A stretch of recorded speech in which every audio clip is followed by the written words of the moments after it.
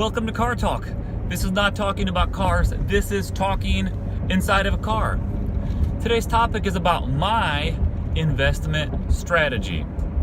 Now, investment, in case you don't know how I define something like an investment, is something that gains value over time. So like it might be stocks, bonds, treasuries, what else? In my case, a lot you can invest in yourself, your skill sets, you can invest in your business. And that brings me to the main idea of the investment strategy.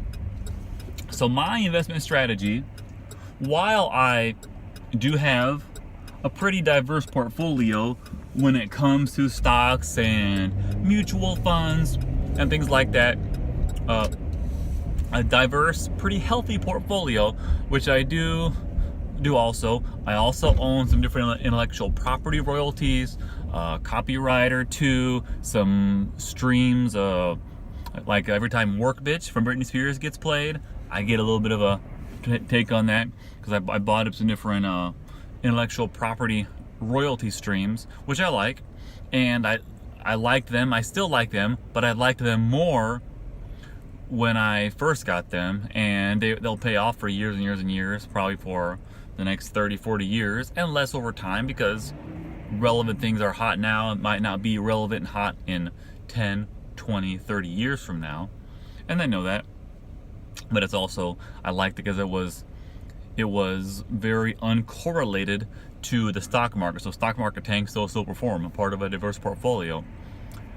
However, as time has gone by, I felt my investment strategy evolving.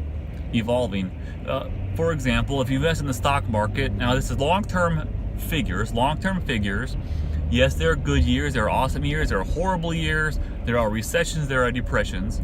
However, if you average out those gains and losses, the hills and valleys over the last 100 years, you're going to get 8 to 10% gains a year. Now, if you're like some people and you're not fantastic at math, that means if you put $100 in a year, that same 100 is going to be worth now $108 to $110. You put $1,000 in, it's going to be worth $1,080 to $1,100. That's an 8 to 10% gain per year. And over time, compounding, when you're young especially, I'm relatively young still, that compounding interest like that, compounding gains is good and can make a pretty large sum of money over the course of 5, 10, 20, 30 years.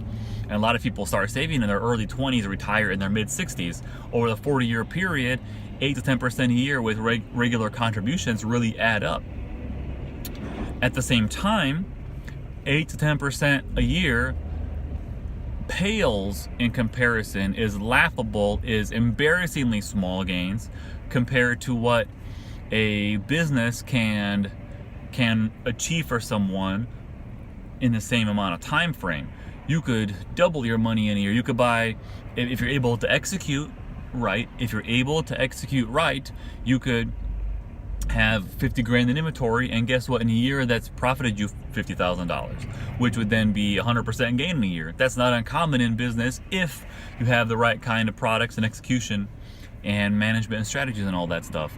So I've been shying away a little more lately from typical investments, and don't get me wrong, I still have these typical investments. I still invest every money into stocks and mutual funds because I don't think I would sleep well if I didn't.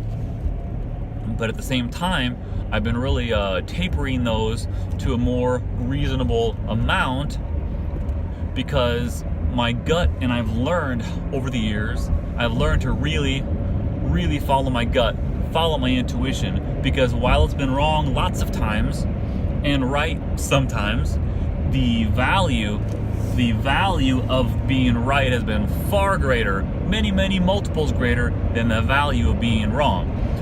If I can be right one time and make $100,000, I can be wrong 20 times and lose $20,000. You know what I mean? So the value of the rights and wrongs far outweighs. So I've learned as time goes by to trust more and more of my instincts. And my instinct right now, my gut says to not go too crazy on the stock market. And yes, stocks are going to rise and fall. Some people say there's going to be another recession, maybe not. Who knows? Who can predict that stuff? But a good business can thrive in good times and in bad times. Anybody can make money when the market's fantastic. When everyone's overflowing with money, anybody can make money then. When stuff gets bad, that's when only the good can make money. And many of the biggest companies in our country's history have been started during bad times. Because if you are smart and you can capitalize on bad times, when everyone else is pulling back their money, when everyone else is afraid to do things, you can capitalize on these things. And I'm 34, turned 35 in 3 weeks. I haven't really yet been through these big issues as an entrepreneur because it has been a good time. Whenever the bad times come, now that'll be a true test of me as an entrepreneur because I don't know. I just never have lived through it yet. So that's going to come eventually. And then we'll really find out who's good and not good. I have pretty high confidence in myself. But what I've been gearing towards is maybe what I might be doing, because as far as the earbuds and the headphones, they've been doing fantastically well again. And revenue's going to be sky high again this year.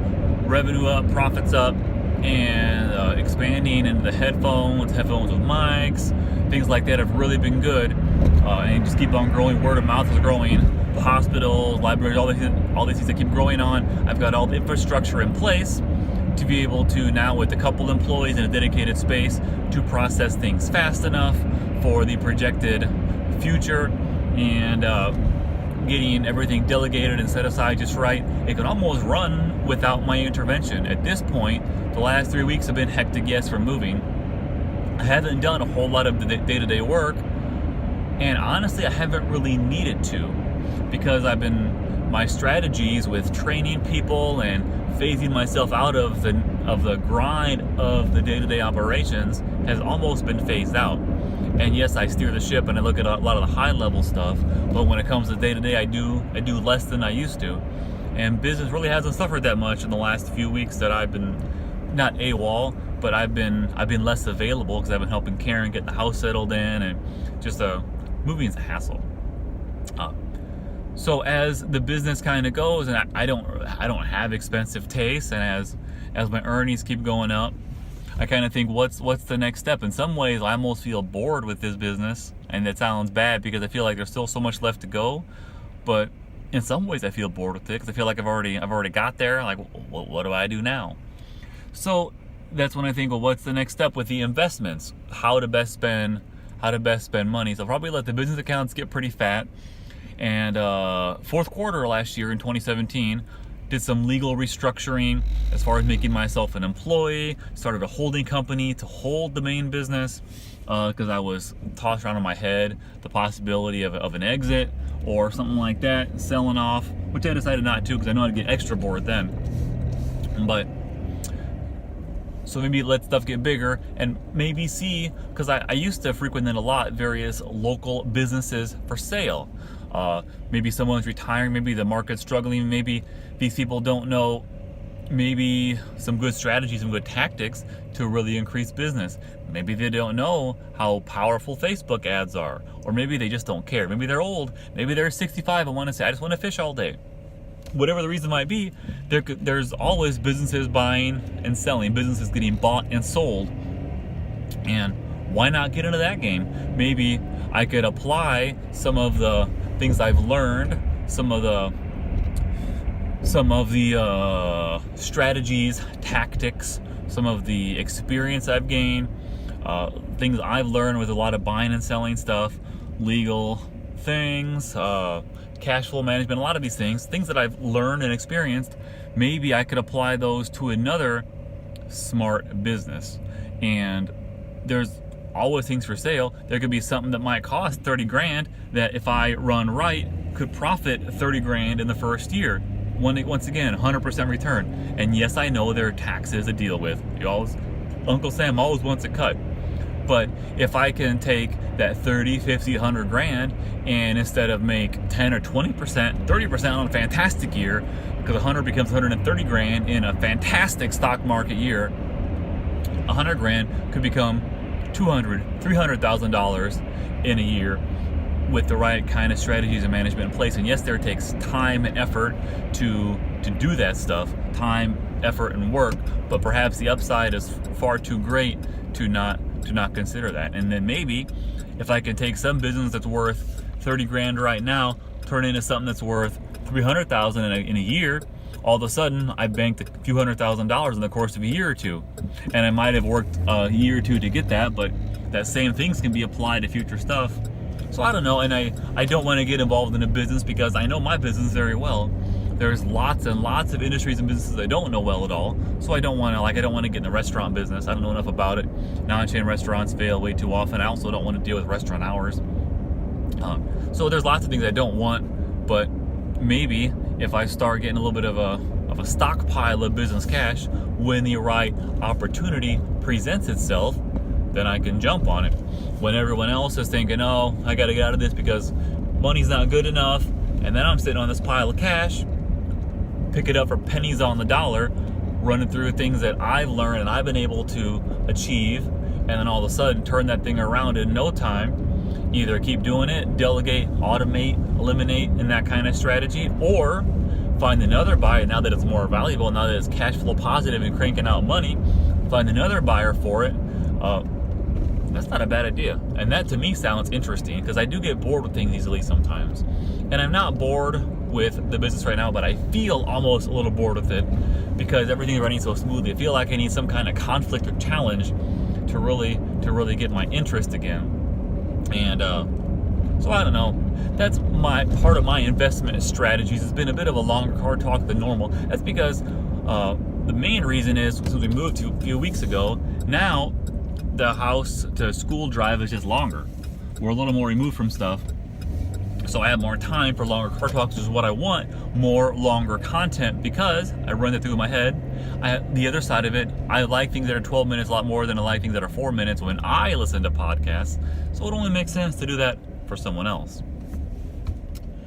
So this is my investment strategies for how we're doing things here. Still traditional stuff, but maybe taper that off and start stockpiling some cash, because a 10% return is great, 20% is great, 30% is fantastic. But if I run that through a business and can execute, 100 grand could become 100 grand more in the course of a year, or maybe even more. And that is my investment strategy. Car Talk, Tyler Douthit.